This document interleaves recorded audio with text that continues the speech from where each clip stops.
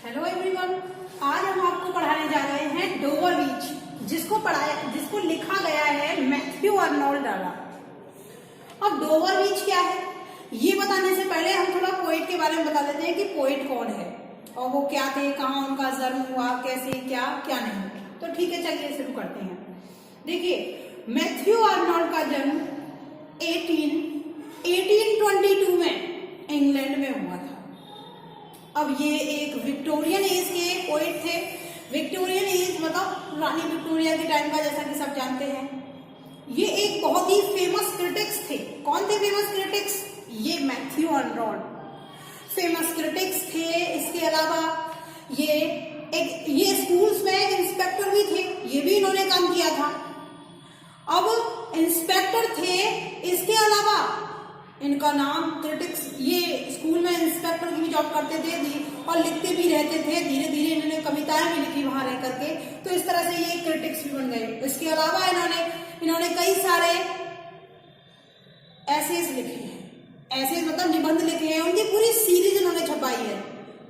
अब इस सीरीज का नाम रखा है उन्होंने कल्चरल एंड अनार्ची। कल्चरल एंड अनार्ची इन्होंने इसका नाम रखा है। अब देखिए, पूरी जो सीरीज है इसमें उन्होंने ऐसे लिखे अलग अलग चीजों के बारे में। और मैं आपको ये भी बता दूं कि जो मैथ्यू अर्नोल्ड थे वो एक सेज पोएट थे।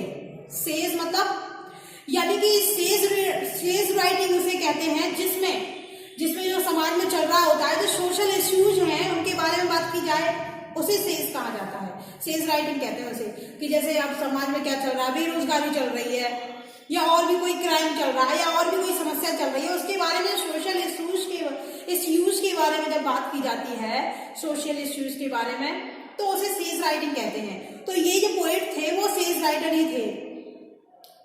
अब सेज राइटर हो गए। इसके अलावा इनके जो पिताजी थे थॉमस अर्नोल्ड, वो रग्बी कॉलेज के प्रिंसिपल थे। अब इन्हें क्या किया गया कि 1836 में इन्हें विंचेस्टर नाम के कॉलेज में भेजा गया पढ़ने के लिए।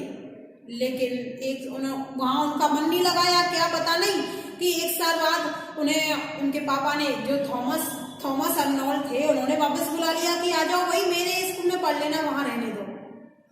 तो फिर ये वापस भी आ गए। और वापस आने के बाद उन्होंने वहां खूब अच्छे से पढ़ाई की।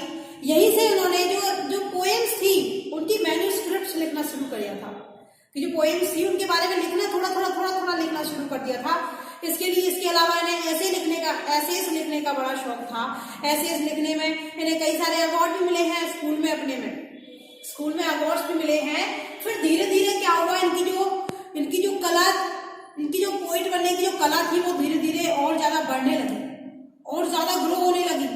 फिर 1841 में इन्हें ऑक्सफोर्ड यूनिवर्सिटी से स्कॉलरशिप मिली। लेकिन ये स्कॉलरशिप वाले जो मूवमेंट था उसमें गए ही नहीं। और फिर अचानक से इनके पास खबर आई कि इनके जो पिताजी हैं उनकी डेथ हो चुकी है। अब पिताजी गुजर चुके हैं, इन्हें इससे बहुत बड़ा सदमा लगता है। सदमा लगने के बाद जब ये वापस लौट कर आए, तो उसके एक ही साल बाद 1842 में इन्होंने एक जज की बेटी से शादी कर ली। शादी के बाद अच्छे से जीवन चला और इसके बाद इनके 6 बच्चे हुए। 6 बच्चे होने के बाद ये स्कूल्स में इंस्पेक्टर की जॉब करने लगे और धीरे धीरे वहीं पर कविताएं लिखने लगे। और इन्होंने कई सारी कविताएं लिखी वहां पर काम करते करते, कि दिन में ड्यूटी लगाई और रात में थोड़ा सा काम कर लिया, फिर ड्यूटी लगाई, काम भी करते रहे और वो कविताएं भी लिखते रहे इन्हें। और फिर इसके बाद इन्होंने क्रिटिक्स भी किया। क्रिटिक्स मतलब आलोचनाएं, जो दूसरे जो पोएट्स लिखते थे उनकी आलोचनाएं भी इन्होंने लिखी। कई सारी पूरी सीरीज निकाली है इन्होंने, जिनकी जो आलोचनाएं की है इनकी जो फेमस वर्क्स हैं, इनमें है डेमोक्रेसी है, द स्टडी ऑफ पोएट्री है, और इसके अलावा है इनके ऐसे इन क्रिटिसिज्म, ये पूरी सीरीज है एक। ये ऐसे इन क्रिटिसिज्म, ये इसकी सबसे मोस्ट जो फेवरेट रही है वो इनकी यही वाली बुक है। इसके अलावा है इनकी कल्चरल एंड अनार्ची, ये सबसे फेमस वर्क है इनका। इसके लिए ही इन्हें प्रसिद्धि मिली थी, इसी वर्क की वजह से। तो आगे आइए चले देखते हैं फिर क्या हुआ, फिर एक दिन क्या हुआ कि अचानक से इनका हार्ट फेल हुआ और ये इस दुनिया को छोड़कर हमेशा के लिए निकल, हमेशा के लिए इस दुनिया को छोड़कर चले गए। ये चले तो गए, लेकिन इन्होंने इतना बड़े बड़े काम कर दिए, इतनी अच्छी अच्छी पोएम्स इन्होंने लिख दी कि इनको इतनी आसानी से भुलाया नहीं जा सकता। आज विक्टोरियन एज के महान कवियों में इनका नाम लिया जाता है। मैथ्यू अर्नोल्ड का तीसरा नाम है।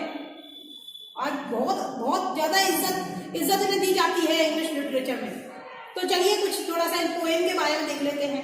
ये तो रहा आपका पोएट का परिचय, और थोड़ा सा पोएम के बारे में देख लेते हैं। पोएम क्या है, इस पोएम में क्या दिया गया है कि जो मैथ्यू अर्नोल्ड थे, जब इनकी शादी हुई थी तो ये डोवर बीच पर जाते हैं अपनी पत्नी के साथ हनीमून मनाने के लिए। अब डोवर बीच में जब ये अपनी पत्नी के साथ गए हैं हनीमून मनाने के लिए, तो इन्होंने वहां जो कुछ भी देखा, इन्होंने जो कॉटेज लिया था वो एक पहाड़ी पर स्थित था। पहाड़ी के ऊपर एक घर था, उसमें ये लोग रह रहे थे कुछ दिनों के लिए, या जब तक उनका हनीमून टाइम चलता है तब तक वो रह रहे थे। तो वो अपनी बीवी को कुछ दिखाते हैं, तो वो क्या दिखाते हैं, देखिए उन्होंने वहां क्या देखा ऐसा जो वो अपनी बीवी को, अपनी वाइफ को दिखा रहे हैं। तो चलिए शुरू करते हैं। The sea is calm tonight। तो वो अपनी वाइफ से कहते हैं, मैथ्यू अर्नोल्ड, ये खुद की कहानी है उनकी, किसी और की नहीं है। तो खुद क्या कह रहे हैं कि देखो कि आज रात को जो ये समुद्र है वो बहुत ही शांत है, कोई इसमें किसी प्रकार का उफान नहीं है या कोई करंट नहीं है, कैसा भी कुछ भी नहीं है, बिल्कुल शांत है आज। The tide is full. लेकिन ये जैसे समुद्र है ना, इसमें जो लहरें उठ रही है ना, ज्वार आ रहे हैं, ऊपर ऊपर लाइन से उठती है, इस तरह से समुद्र की लहरें यूं इस तरह से उठती हैं, वो सब हो रही है इसमें। The moon lies fair. और आसमान में जो चंद्रमा है, जो मून है, वो बिल्कुल फेयर है, क्लियर है, बिल्कुल साफ दिख रहा है। अपॉन द स्ट्रेट्स, जिसकी सीधी किरणें, किसकी किरणें, उस चंद्रमा की किरणें सीधी पड़ रही है। किस पर पड़ रही है, उस पानी पर पड़ रही है, समुद्र के पानी पर पड़ रही है। On the French coast the light.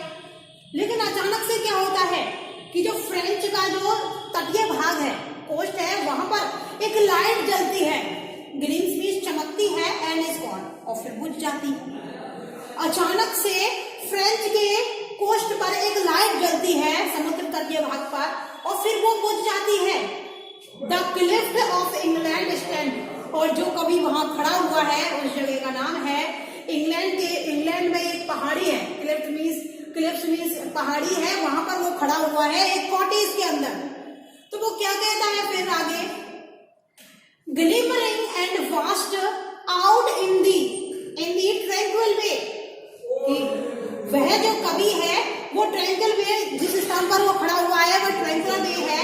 वो कह रहे हैं कि देखो ये जो पूरा ट्रैंक्विल वे है वो चमक रहा है और बहुत ही अच्छा दिख रहा है, क्योंकि भाई आप भी जानते हैं कि सूरज की किरणों से जब वो चमकेगा तो सुंदर लगेगा।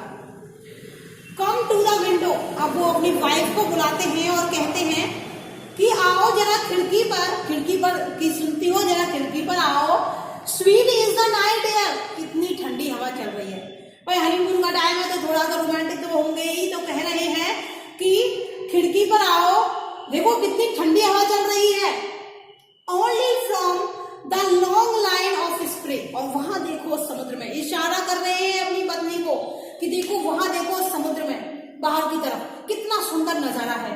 नजारा कैसे है कि देखो जो वेव्स है उसमें टायर्स आ रहे हैं, धीरे धीरे इस तरह से वो लहरें उठ रही है, नीचे जा रही है, उठ रही है, नीचे जा रही है, इस तरह से हो रहा है। और सूरज की जो रोशनी है वो पानी पर पड़ रही है, तो इससे पानी चमक रहा है, थोड़ा थोड़ा उस पर चमक रहा है। सफेद रंग की जो रोशनी पड़ रही है चंद्रमा की, तो उससे वो चमक भी रहा है। तो वो अपनी बीवी को बताते हैं, अपनी वाइफ को बताते हैं कि देखो कितना सुंदर दृश्य है। मतलब थोड़ा सा उनका मूड जो है वो रोमांटिक हो रहा है। तो आगे क्या कहते हैं देखिए, where the sea meets the moon balanced of land. की और वो कहा, नो ये बोल रहे, only from the long line of spray, only from the long line of spray. देखो ये जो समुद्र की लहरें जो आ रही है ना समुद्र पर, ये जब किनारे से मिलती है और वापस जाती है, वापस जब जाती है ये समुद्र में लहरें, तो एक लाइन सी बन जाती है। जहां से पानी होकर गुजरता है ना, लहरों के पास वहां एक लाइन सी बन जाती है। और आपने भी देखा होगा, अच्छा वैसे नहीं देखा तो क्या हुआ, फिल्मों में तो देखा है समुद्र को कि लहरें आती है फिर वापस चले जाती हैं, तो वहां क्या है कि लाइन सी बन जाती हैं, पानी की लाइनें थोड़ी थोड़ी सी दरारें सी पड़ जाती हैं। तो देखो फिर क्या होता है, where the sea meets the moon balance line. अब ये लाइनें किस जगह पर पड़ती हैं, बनती हैं, जहां पर समुद्र और धरती आपस में मिल रही हो, कि ये तो समुद्र का पानी है और ये जमीन है, दोनों आपस में मिल रहे हैं, कि कभी तो पानी इधर आ गया फिर वापस जाता है। तो फिर वो कह रहे हैं कि कितना सुंदर दृश्य है, इससे सुंदर तो तुमने कभी नहीं देखा होगा। कि लिसन, अरे सुनो, क्या कह रहे हैं वो अपनी पत्नी से कि सुनो, you here the grating roar, roar means आवाज, और ग्रेटिंग मीन्स घिसने की आवाज, कि तुम्हें कुछ घिसने की आवाज आ रही है क्या, कि सुनो तुम्हें कुछ घिसने की आवाज आ रही है।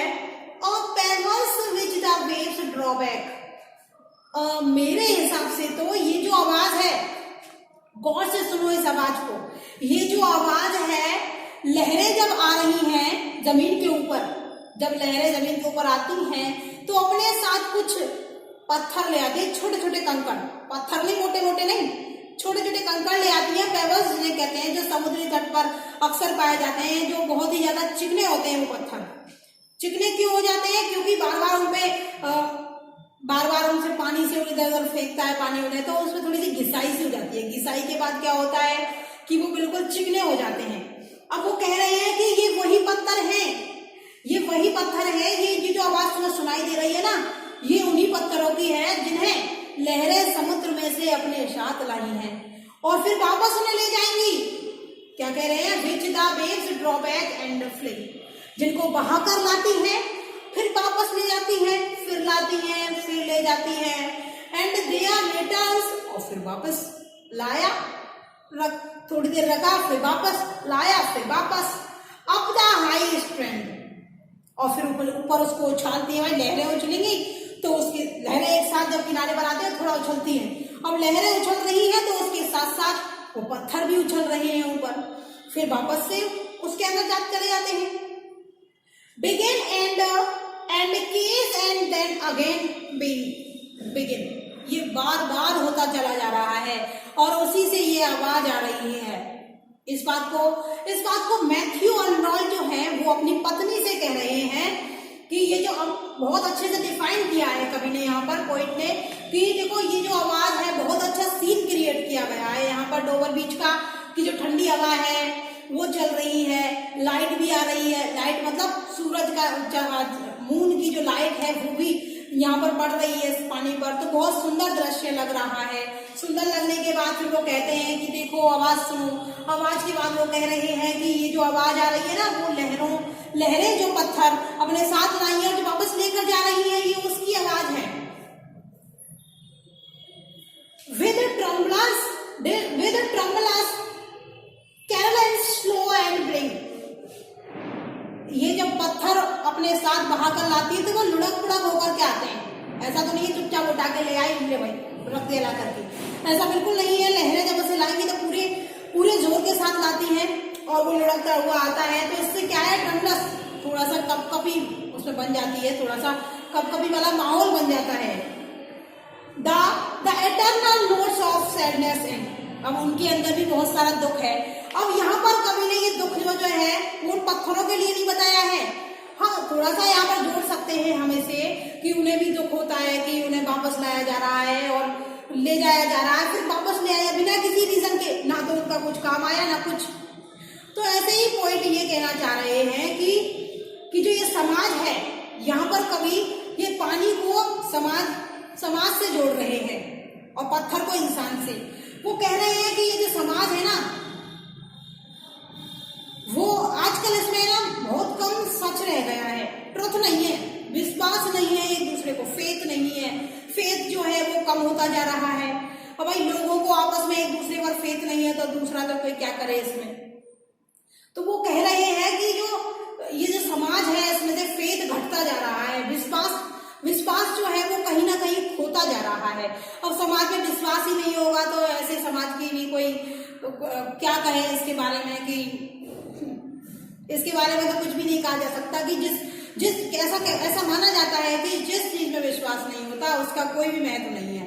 तो यहाँ पर मैथ्यू जॉन नॉल जो है वो अपनी पत्नी से ये भी कहते हैं कि देखो, भले ही इस समाज में विश्वास ना हो, लेकिन तुम्हारा और मेरा जो रिश्ता है, वो अपनी पत्नी से कह रहे हैं मैथ्यू जॉन नॉल कि तुम्हारा और मेरा जो रिश्ता है वो तो हमेशा बना रहेगा और हम इसमें कभी भी एक दूसरे से कुछ नहीं छुपाएंगे। हम पूरा फेथ बनाए रखेंगे, इसमें पूरा भरोसा बनाए रखेंगे। तो मेरा भरोसा कभी मत तोड़ना, मैं तुम्हारा कभी नहीं तोड़ूंगी। ऐसा वो कह रहा है। कौन कह रहा है? मैथ्यू जॉन नॉल कह रहे हैं इस बात को अपनी पत्नी से कि मेरा भरोसा तुम कभी मत तोड़ना, मैं हमेशा तुम्हारा भरोसा बनाए रखूंगा, चाहे इस समाज में भरोसा हो या ना हो। लेकिन हमें इन पत्थरों की तरह नहीं बनना है जो इनमें लहरों के साथ आए हैं, बल्कि हमें ऐसा रिश्ता क्रिएट करना है, क्योंकि हनीमून पर है तो मीठी मीठी बातें तो करेंगे ही कि हमें तो ऐसा रिश्ता क्रिएट करना। अभी भी रिश्ता उनका जुड़ा है ना, इसलिए वो ऐसी बात कर रहे हैं कि हमें तो अभी ऐसा रिश्ता क्रिएट करना है जिसमें झूठ के लिए कोई जगह ही ना हो। बिल्कुल भी हम बहुत ही अच्छा रिश्ता बना के रखेंगे आप एक दूसरे का। तो मुझसे मत झूठ बोलना, मैं तुमसे नहीं बोलूंगी। अगर हम दोनों ही अच्छे से काम करेंगे या दोनों ही अच्छे से एक दूसरे के साथ व्यवहार करेंगे तो हमारा रिश्ता आगे तक अच्छा चलेगा। नहीं तो आप जानते ही अंग्रेजों में क्या होता है। पर इंग्लैंड की बात है, इंडिया तो है नहीं कि मान लो पति पसंद भी नहीं है तो भी रहना पड़ेगा पति के साथ। ऐसा बिल्कुल नहीं है कि ये तो इंग्लैंड की बात है। अगर एक दूसरे में फेथ ही नहीं रहा तो 2 मिनट लगते हैं उन्हें कोर्ट से बस डाइवोर्स लेने के लिए। ये इंडिया थोड़े है कि इंडिया में तो हाथ झेलना पड़ेगा पति को कि भाई चलता रहेगा रिश्ता आगे आगे। नहीं, ये लोग अंग्रेज हैं और इंग्लैंड के लोग हैं, तो मुझे नहीं लगता कि ये लोग आगे ज्यादा बढ़ाएंगे। इसलिए वो कह रहे हैं कि तुम जो हो मेरा भरोसा कभी मत तोड़ना। अब फिर क्या होता है? मैथ्यू जॉन नॉल फिर और भी बहुत सारी बातें अपनी वाइफ को बताते हैं और कहते हैं कि इस दुनिया में हम लोग एक नई दुनिया बसाएंगे जो सबसे अलग होगी, इस समाज से तो, खासकर इस समाज से तो दूर होगी, ताकि हम अपने बच्चों को एक अच्छा भविष्य दे सकें। वैसे तो उनको 6 बच्चे हुए थे, अब ये पता नहीं कि उन्होंने अपने बच्चों को क्या बनाया बाद में बड़े होकर के, क्योंकि उनके पिताजी तब गुजर चुके थे, जो कि रग्बी कॉलेज में काम करते थे, जिनका नाम थॉमस मैथ्यू जॉन नॉल था। तो आगे अगली लाइन में हम आपको बताने वाले हैं कि आगे क्या होता है इस पॉइंट में। Thank you.